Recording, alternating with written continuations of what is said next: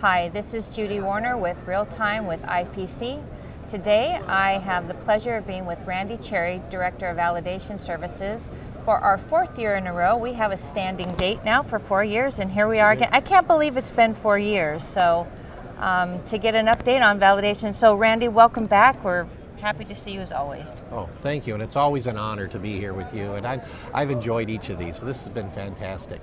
But thank you again. It's been a great show, it really has, and we've had a lot of good traffic this year, and I'm glad we're back in San Diego. I know, it's a beautiful city. The weather's been great. So Randy, let's kick off and tell us a little bit about where Validation Services, give us an update about where you are with your QML programs and what progress you've made in the last year. Okay, well thank you, Judy. We had a very good year in 2016 with the QML programs. Our QML stands for Qualified Manufacturers Listing. And now we've certified over 30 member sites. Wow. And it's going really well, with the focus mostly on printed circuit board assembly, the soldering standards, also with printed circuit board fabrication, wire and cable assembly, and we still even have these intellectual property standards that we're working on modifying to make the programs even better. We're thinking about even working on a new component traceability QML, and I'm currently working with Michael Ford, who's works for Mentor Graphics. He's the chair of the 1782 committee.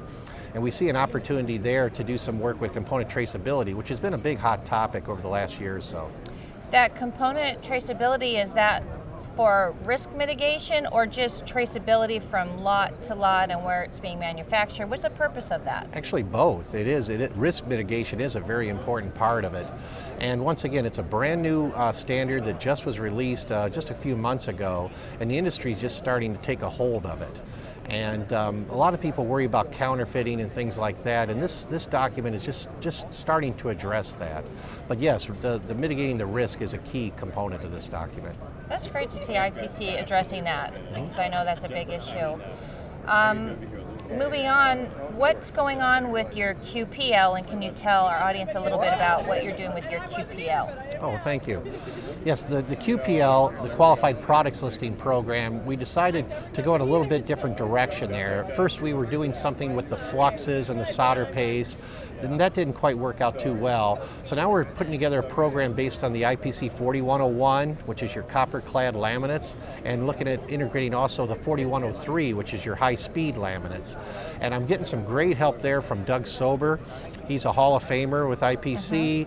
He's been very instrumental in helping develop that program, and we're in the process of our first beta site audit, and we're hoping by next month to make some press releases, have some announcements on that. But I'm very excited about that program, and that's a program, once again, we'll be doing auditing and testing of the laminates to the IPC standards and test methods. That's another great deeper dive into the laminate side, which Yes. I'm sure will be very welcome. Yes. Now, last year when we met, you started telling me a little bit about your standard gaps analysis for those manufacturers that weren't ready to yet go into the QML, but to learn about where those gaps might exist. How is the engagement gone with the standard gaps analysis program? Well, it's actually been one of my fastest growing programs, because a lot of companies really don't want to go through the audit process, or there's concerns that they're not ready for the audit process.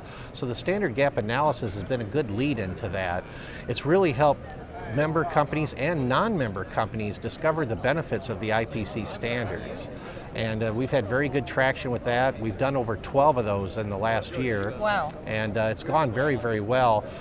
One customer that I worked with last fall, the SGA went so well now, they're ready for a QML audit to the soldering standards, 001 and 610. So that's worked out extremely well. Also, we find with these gap analysis programs, we've been helping improving the training. We're in areas where operator training lacked. Basically now they've been going to the IPC training centers and utilizing that benefit too. Right. And we've also increased membership out of it because people understand the benefits of IPC. So this gap analysis thing's been great. That's amazing, because really, not everyone in the industry understands the value. So it's kind of dipping their toe in the water, right? Right, exactly. And really getting them engaged and on board, which, we really need more of that. So that's great, glad to hear.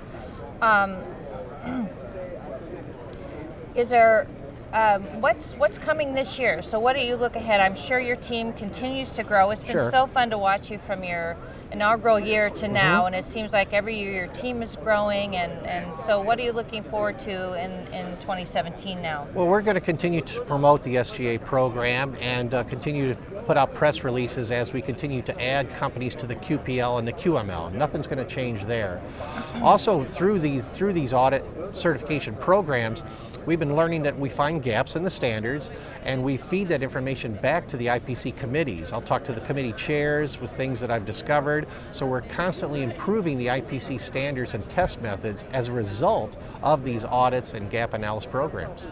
Which is amazing, because that's, in other words, it's helping in both directions. Yes. It's helping the manufacturers, but it's also helping IPC to do a better job. So that's great. Yes. Look at what you've done. Look what you started. Yeah. So as we wrap up here, just give us a sense of the value you're seeing over these 4 years. We've been together now. What is the overall, I mean, obviously you're saying, we're filling these standard gaps. It's helping, what other benefits are you really seeing come out of this as you look back over the scope of these 4 years? Well, there hasn't really been one major benefit. It's just been a lot of smaller benefits that I've touched on earlier. But the fact, again, that we're helping companies solve problems and helping companies succeed and helping improve their internal manufacturing processes, along with making sure that the companies are becoming trusted sources and that they're following the rules and the guidelines of the IPC standards. I think there is a comfort level in that.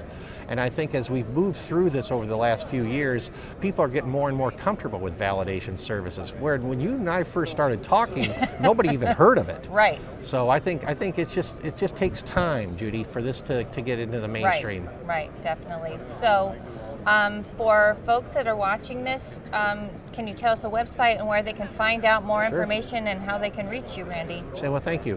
Yes, Validation Services has its own website. It's you go to the IPC homepage, the www.ipc.org/validation, and that'll take in. You can see who's on the QML, see who's on the QPL, find out the latest on what's going on. It's not password protected. It's open. Anybody can see it anytime. Great. Well, thank you again, Randy. I've enjoyed our 4th date here at IPC Apex Expo in San Diego, and hopefully I'll see you before next year, but if not, we look forward to hearing about your progress this year. Thank you very much. Thank you. Again, this has been Judy Warner with Real Time with IPC with Randy Cherry of IPC Validation Services.